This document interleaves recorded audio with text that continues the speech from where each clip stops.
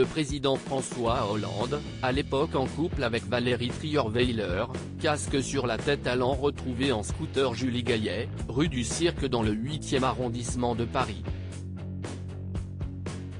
L'image en une de Closer le 10 janvier 2014 a offert de belles heures à certains humoristes, mais a aussi fait basculer le quinquennat de François Hollande.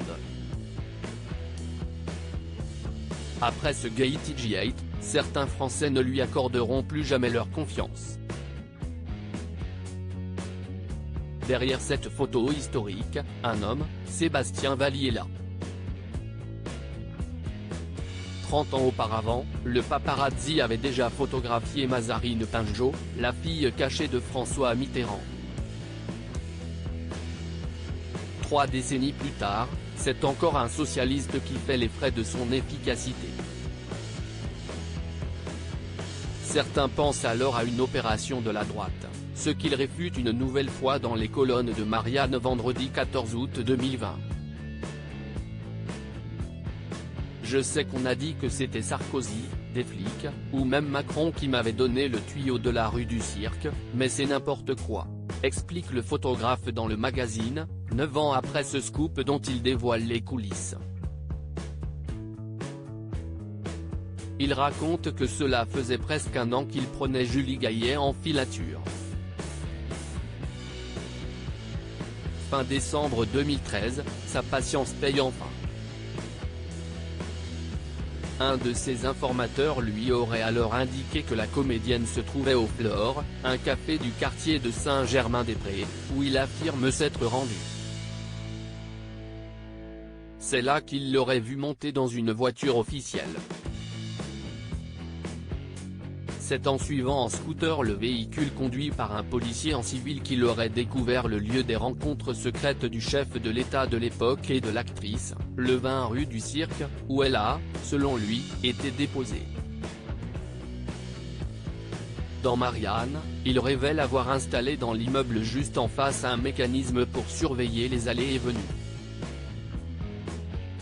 Un boîtier automatique qui prend des photos et des vidéos au moindre mouvement, installé avant les vacances de Noël et qu'il vient contrôler régulièrement. C'est alors que l'impensable s'est produit. C'est à peine croyable, mais de retour des vacances, début janvier, le matin où je viens inspecter mon dispositif près de la fenêtre, Hollande, juste en face, sort avec son casque sur la tête. Je me suis caché comme j'ai pu. S'il m'avait vu, c'était fini, se souvient Sébastien Vallier là dans l'hebdomadaire. François Hollande ne se rend pas compte de la présence du photographe. Ce matin-là, je n'ai pas pu faire de photos, mais j'ai compris le manège, explique-t-il.